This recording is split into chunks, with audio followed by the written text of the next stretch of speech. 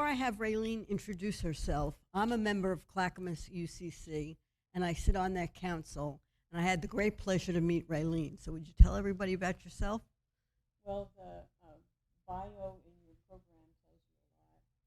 I generally just say I'm a child of God just as much as you are, and I'm on the journey of becoming just as much as you are. And I am a member of Clackamas. I live in Scotts Mills, which is just south of Malala, and it's a blessing to be here today. I appreciate it. Thank you. So generally what I do, Raleen, is I situate ourselves where we are in the church year and where we are in the Gospels. So this is the third Sunday in Lent. And the first Sunday in Lent, we were still in Matthew's Gospel, and that's where Jesus has just been baptized, and the Spirit of God leads Jesus into the wilderness, and he's tempted. In the second week, last week, we heard the story in John's Gospel where Nicodemus, the spiritual religious leader, visits Jesus at night, and he wants to know how he's doing all of these works of God. And Jesus says, well, you really need to, if you need to understand what I'm doing, then you need to be born again. So we looked at what that kind of meant. And today, the third Sunday in Lent, we have chapter 4 of John's Gospel, and we know that in chapter 2, Jesus had already turned over the tables in John's Gospel. He had already visited the temple, and he caused great havoc in the temple. He didn't like the hypocrisy he was seeing, and he felt that the temple was a place to worship God and not to be selling all the things that were being sold in the temple. So some commentaries would tell us that's the very act in John's Gospel, all the way in the beginning, that sets up the plot to kill Jesus, is that act of the temple. Now he's leaving town because he knows he disrupted everything, and he wants to further teach his disciples, and he's going back to Galilee, and he has to go through Samaritan land. And that's when he meets the Samaritan woman. So what we know about the Samaritans are, now they say Samaritans, but Samaritans are also Jews.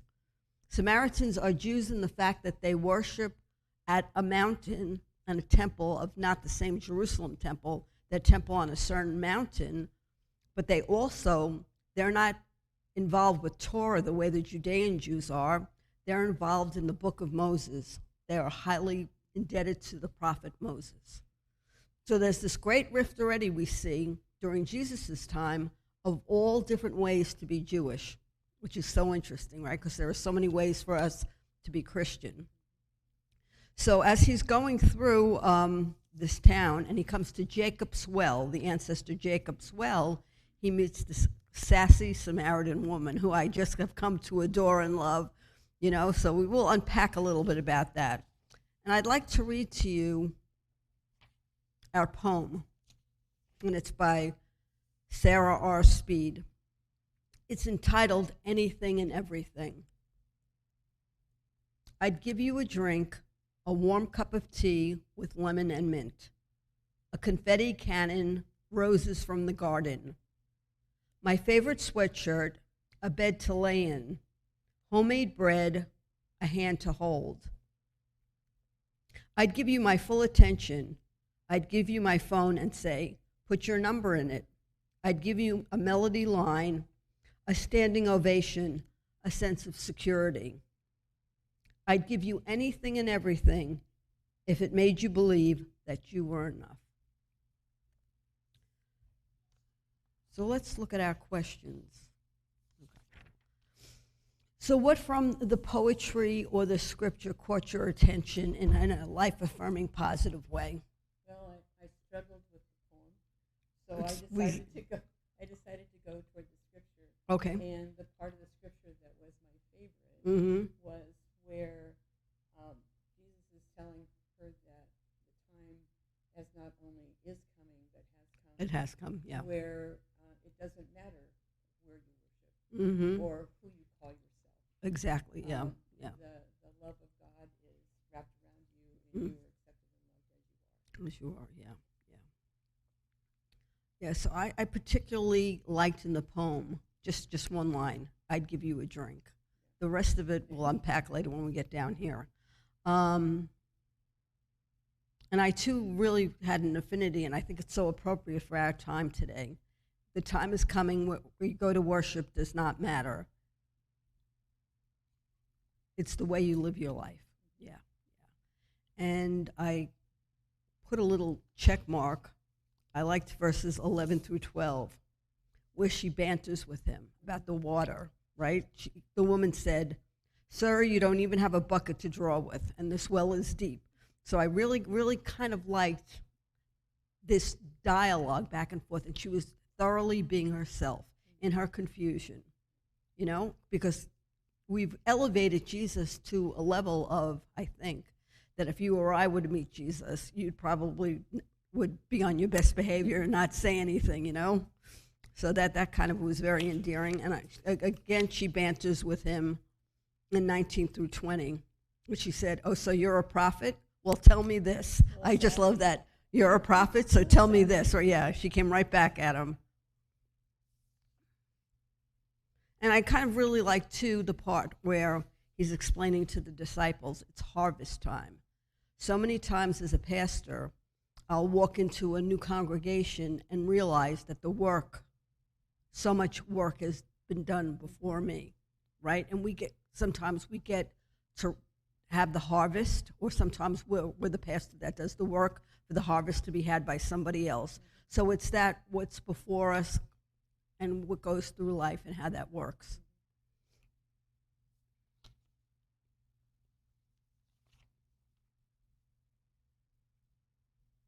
And I really liked at the end that the people who came from Samaria, after the woman had left and told them all about Jesus, was that they decided not to just go on her word. They came and saw for themselves, and they tell her that. We've experienced this for ourselves. And I flipped that because I thought, we're not, the people of Samaria are saying, we didn't really know if we believed you or not. We weren't going to take your word. You're a woman, and you've got this reputation. Right. So we're going to go find out for ourselves. So that's where I flipped it. And I thought, you stinkers. Yeah, well, yeah. But I like the fact that what I think I was attracted to was they were curious enough. They were more curious than they were afraid of something, so they went to see for themselves. And often I think we hear something about something, and that kind of has us not engage or stay away from. Yeah, so I like that courage. And anything did you find confusing or you dislike from the poem or the scripture? Well, when I was reading the poem, I tend to think of our calling as being one of being supportive of each other in helping us find who we are inside ourselves, and not trying to change people or trying to make all the decisions for them. And some of the wording in the poem, "I'll give you anything and everything," it's as if I sacrifice enough to you, you'll finally get it. Right. And yeah, that part bothered me and confused me. Right. I felt that the poem was a little bit over the top with that. Yeah, and especially I think we spoke on the phone yesterday, and you mentioned being a musician. The line, "I'd give you the melody line." Yeah. The melody line, I feel, is within each of us. So it's not that I give it to you. I may help you discover it. So this was a little bit too much in the modern world, too codependent, I thought. It was way over the top. Yeah. And how about our beautiful illustration here? Sure.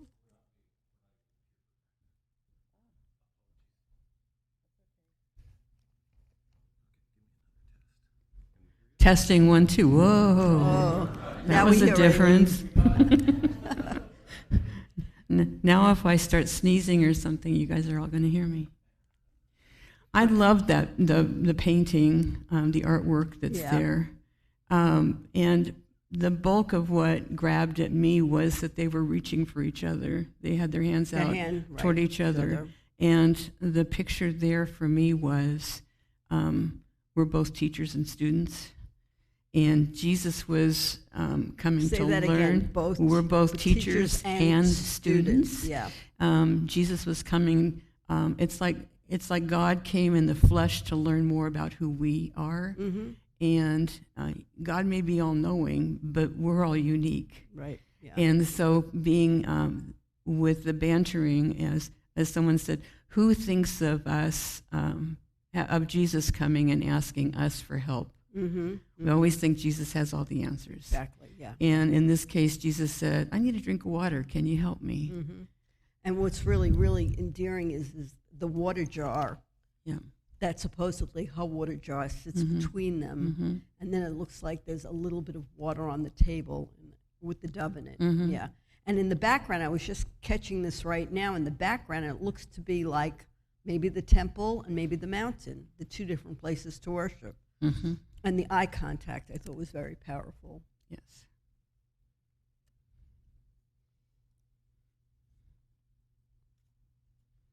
So I'm wondering, you were brought up Baptist, correct? Oh, Southern Baptist, Yeah. hard shell, Okay, so Southern you Baptist. were taught about the Bible. Oh, yes. Because I was brought up Catholic and we were not.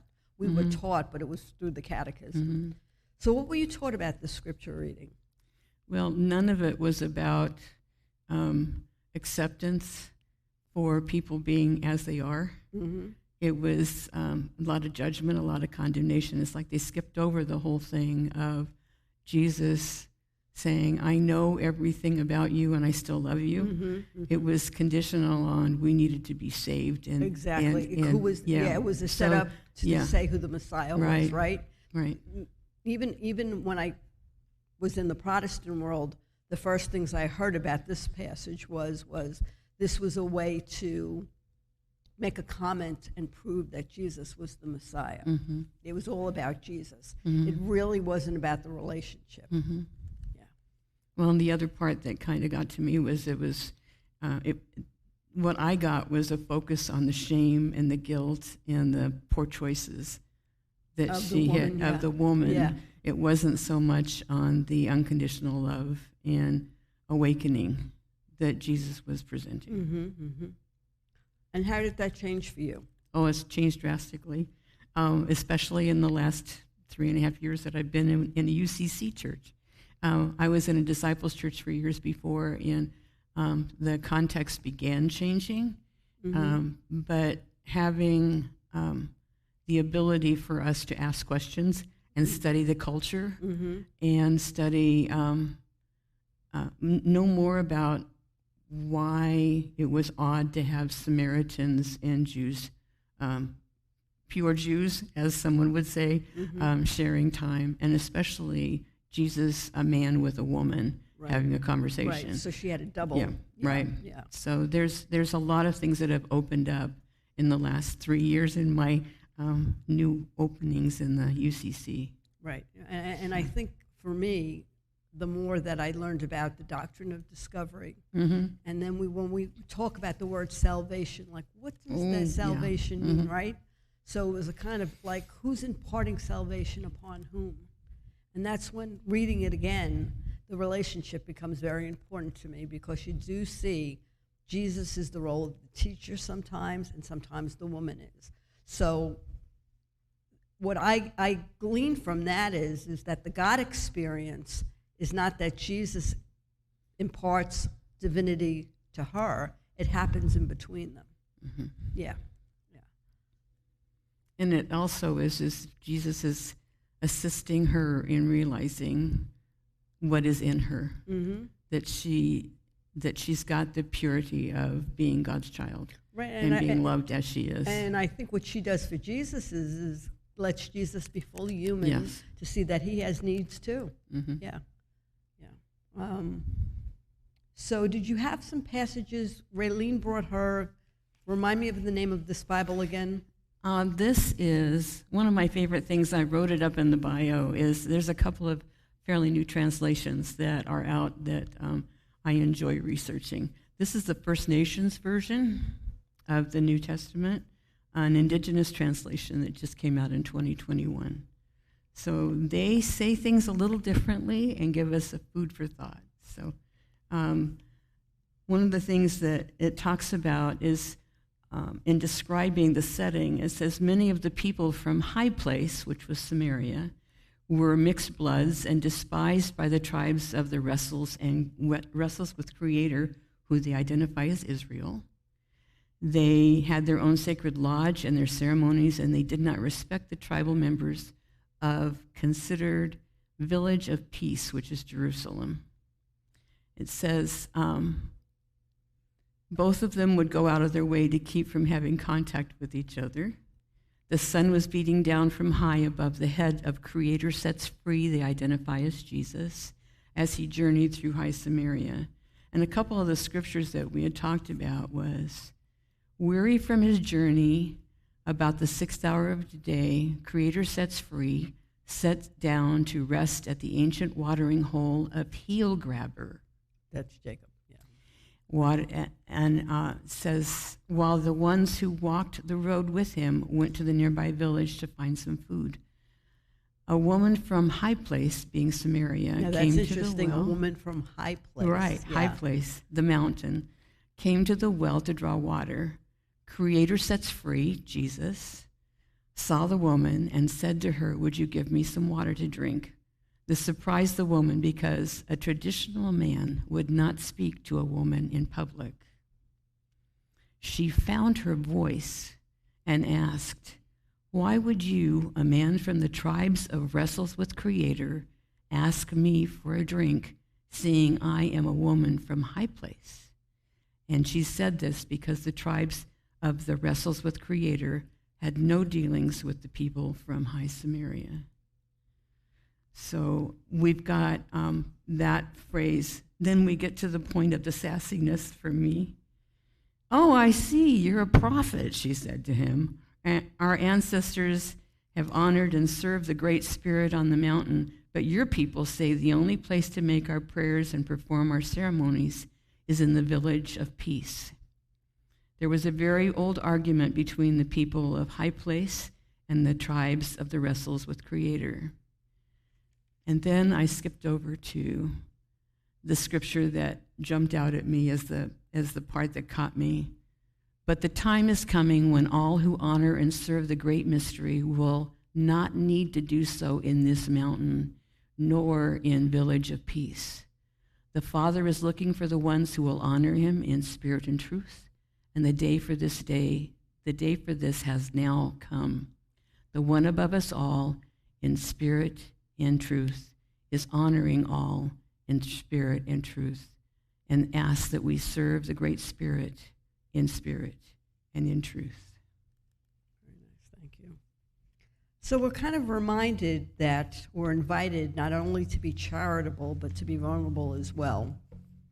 So how do you think this plays out in your faith journey and in the life of the church today?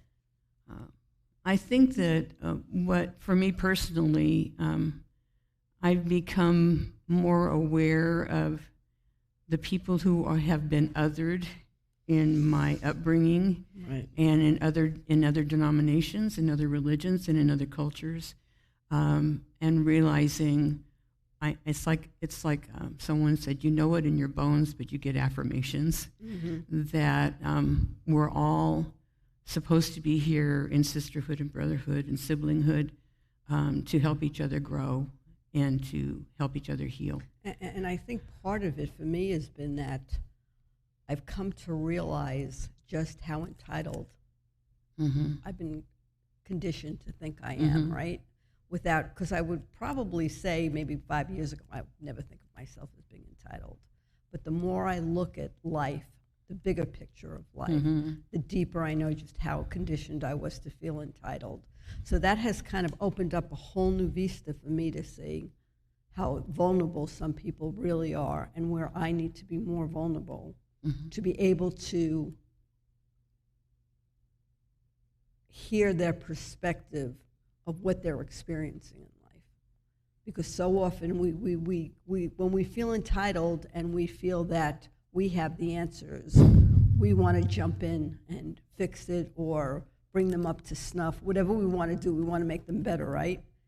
And well, in the denomination I was born into and raised in, we were the one and only way to get to heaven. We were the only ones that knew the answers. And when you've got that it elevates you in a place where you never really get to know and identify with the people who are in the valley below, as Amy Grant, one of Amy Grant's song. I'd love to live on the mountaintop, but the poor I people really need down to, there. Yeah, those poor people down there really need to learn what I know, because I know the way. Tell everybody your story about communion with your parents. Oh, my folks came to visit at the Disciples of Christ Church, and Dad sat on the end. They have communion every Sunday in that denomination. Dad sat on the end, and then my mom, and then me. And when they passed the tray, my dad took the tray and passed it past my mother and handed it to me. And I started fuming because I thought my mom didn't even have a choice. And growing up in the church, you don't realize things that you've been taught all that time. After church, I knew if I talked to my dad, I'd get in a fight, so I talked to my mom. And she said, and she always identified it this way, in your daddy's church, they practice close and closed communion. Some of them, you have to be a Southern Baptist in order to take communion, and some of them you have to have been baptized in that church and participate as a Southern Baptist member in that congregation. And my first thought was, Dad's going to starve when he gets to heaven. Dad is going to starve when he gets to heaven. Yeah, it's great. Thank you. So what are you thirsting for? Because we use that word a lot in the scripture reading about Jesus saying you're thirsting for not real water but eternal. Well, I think along with just about everybody else, I would thirst for more love and more peace. And we've got such a culture that's divisive and hateful that I like the gardening scene of someone is called to prepare the soil. Someone is called to plant seeds. Somebody is called to be the piss and vinegar, excuse the words, the water that helps nurture that. And some folks are called to be the sunshine. Some folks are blessed to be able to be part of the initial and also see the flower bloom, but not too many. So my thirst is that we will be able to see more of the flowers blooming and God's love being expressed to people around us that are in dire need of being accepted for who they are as they are. Yeah, and I think for me, what I thirst for is for being known for who I am, not what I do. Yeah, that's always been a big piece. You know, I'm somebody's mother, I'm a pastor, I got all these labels, but to really have people that I know value me for who I am, not what I do. Like the saying, we're human beings, not human doings. Yeah, and our culture is so just the opposite of that in so many ways. And what do you think church is thirsting for?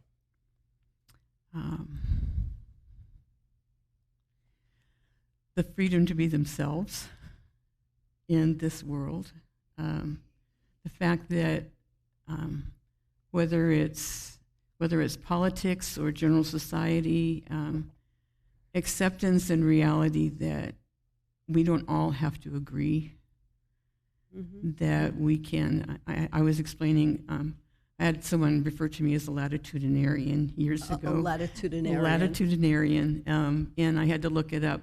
It's an Anglican term, basically giving people latitude to have their own relationship with Creator, or whatever they call that. And I think churches, instead of being in a pod of going, we're the only way, I think they're in a need to be learning. Church that says, come to us because we have the answer. Right, yeah. Or come because this is the holy way to do things. Right. Yeah. I think that people are thirsting for learning, new ways to contemplate how their relationship is with God. And I think people are coming and going from churches in that search. To really be able to, and that's the beauty of the UCC, I think. It's that we have a faith statement. We don't tell our folks what to believe in. So part of the hard part is to cultivate the trust within themselves, to have those doubts and questions, and to be able to stay with them. You know, not to run to somebody else's answer, or the pastor says this and that's what you believe in, right? But that's what I think church by and large today is very much thirsting for, is that ability to get off the pedestal, you know, to be more human, to really, really engage in those relationships that open up life experience and questions we really sometimes have no answers for. Your guest last week, Brian. Right. One of my favorite memes to share around has to do with the fact that in Judaism, to ask questions is a statement of faith. There you go. Yeah. It's a statement of faith and growing. Statement of faith. And the other thing that I wrote it, and I'll see if I can find it quick enough here, was a Thomas Merton quote, that if you can't look back 5 years from now and see that you consider yourself a heretic now, you haven't really been growing. You haven't been growing. And scripturally, I wish I knew that in seminary, because I was always being told I was the heretic. Yep. And I do think that there's a lot of folks that don't like being called Christian anymore because of how things have been skewed. But there's a whole lot of really great teachers and modern day prophets that are considered heretics and take joy in being considered a heretic. And in Jesus' day, Jesus was a heretic. Yes, that's great, thank you. So we're going to put the good church folks on the spot. Okay. We're going to ask the church folks what they're thirsting for. What do you think church is thirsting for? Give it a few seconds. Marge, that was quick.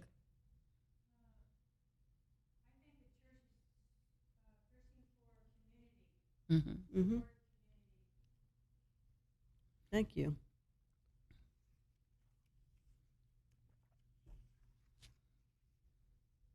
Rita?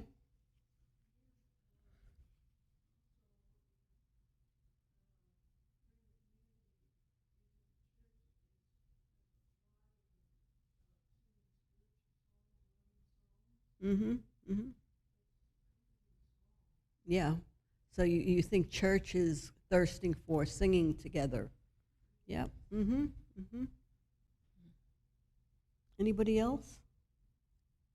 Ann?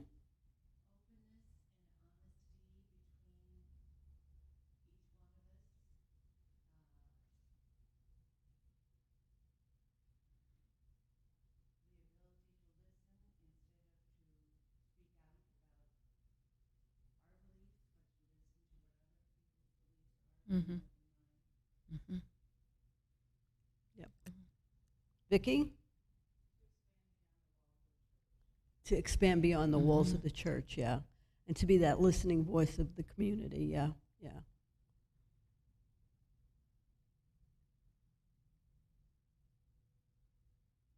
Diana?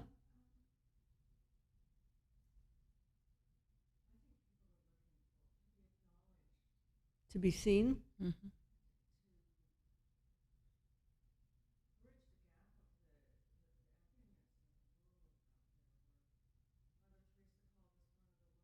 Loneliness, yep. Thank you.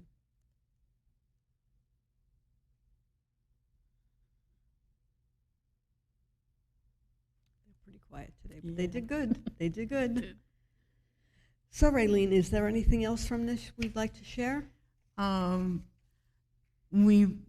of the questions you brought up was about my Facebook and interactions with people. Oh, yes, please do. I tend to use, and a lot of people have challenges with social media, but I tend to use my Facebook page as a page of ministry.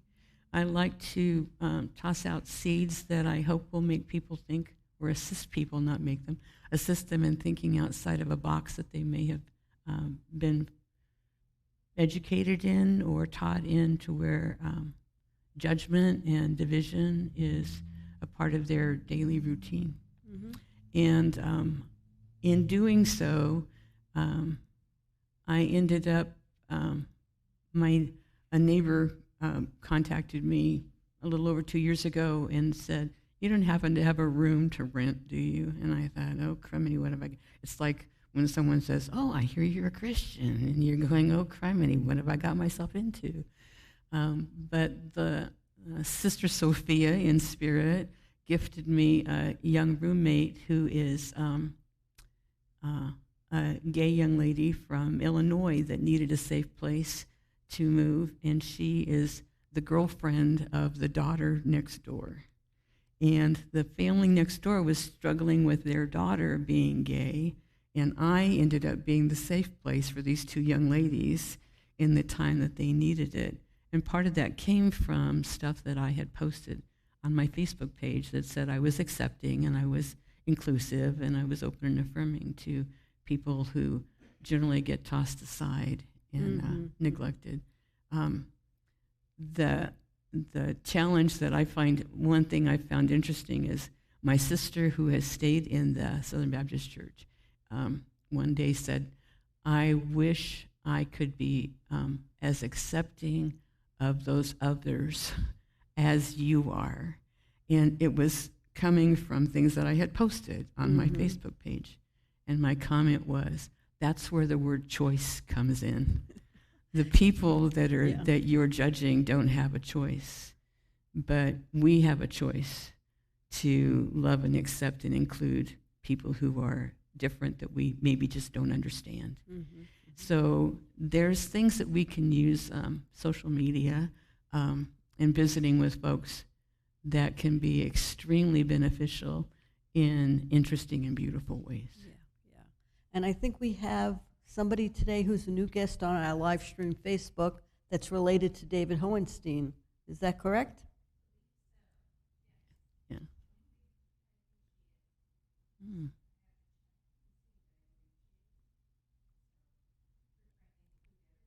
Yes.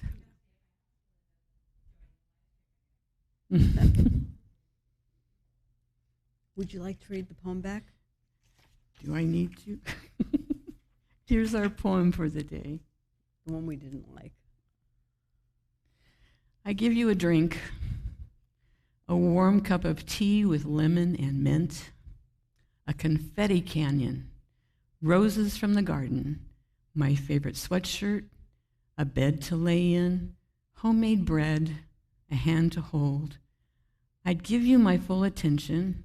I'd give you my phone and say, put your number in. I'd give you the melody line, a standing ovation, a sense of security. I'd give you anything and everything if it made you believe that you were enough. Thank you, Raleen.